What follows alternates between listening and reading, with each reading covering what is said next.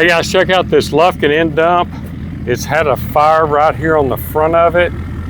So it burnt the brake lines and everything off of it, all the power lines. It had a fire in the box and caught that on fire. But it's pretty nice looking round bottom dump bed, kind of a demo bed, low sides, setting knee deep in rubber, guys. Check it out online at cmauctions.com.